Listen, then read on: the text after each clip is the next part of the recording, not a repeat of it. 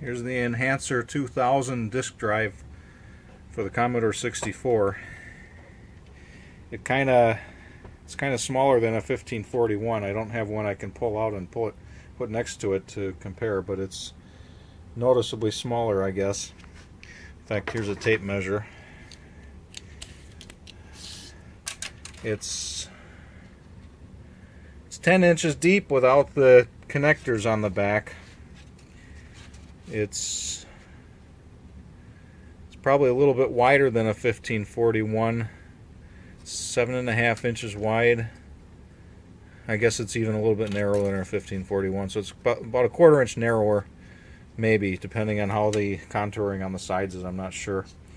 And it's definitely shorter.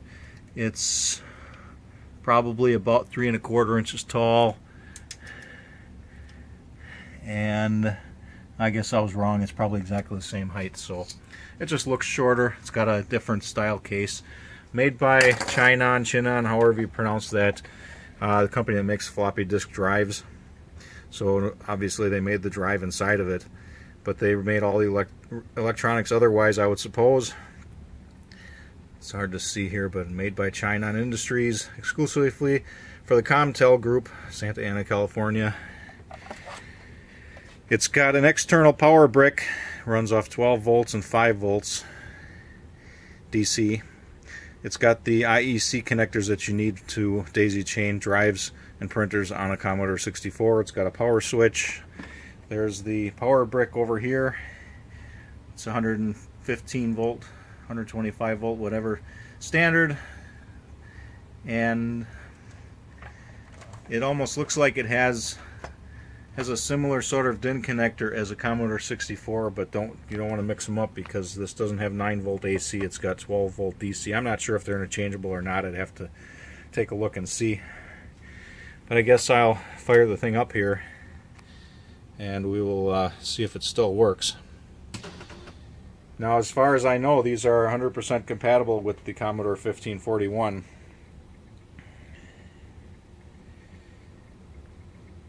And it, like I said, I think before, it looks like it matches a VIC-20 a little bit better than it matches a Commodore 64. But I'm not sure that it works with a VIC-20. I've never tried.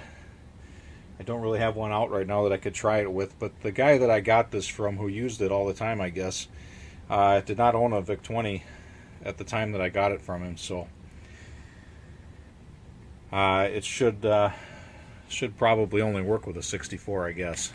Unless it's 100% compatible with a 1541, it could go into 1540 mode. Well, I suppose either way it'll work with a VIC or a 64, so it doesn't matter. But right now it's set for unit number 15. Let's see if I can get the camera to work here.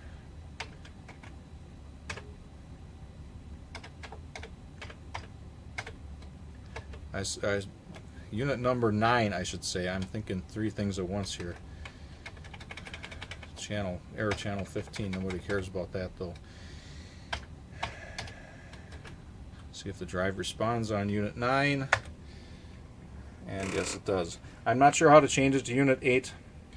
Obviously, if it's the only drive you've got on a Commodore 64, you probably want it to be number 8. It'll work just fine as 9.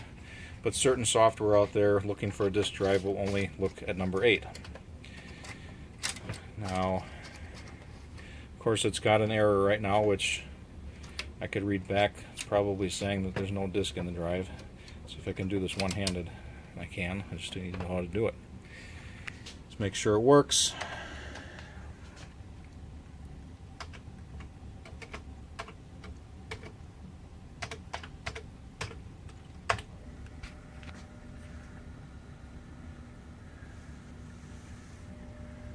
I don't know that it has any enhancements over a 1541, so I don't know why they called it Enhancer 2000. It's just a brand name. It doesn't really mean anything.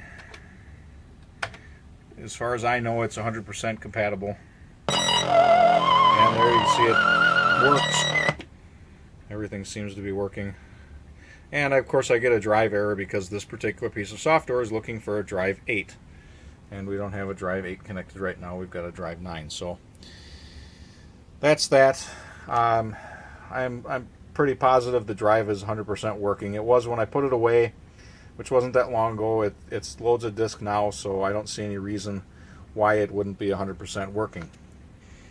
And that's what it is. It's kind of nice to have if you need the space. It takes up, like I said, a lot less room than a 1541 does. It probably doesn't get as hot. I haven't used it enough to know, but considering that most of the heat generated by the 1541 comes from the internal power supply, and being that this one is external, I'm imagining that the drive itself runs much cooler. But there it is, the Enhancer 2000 disk drive for the Commodore 64.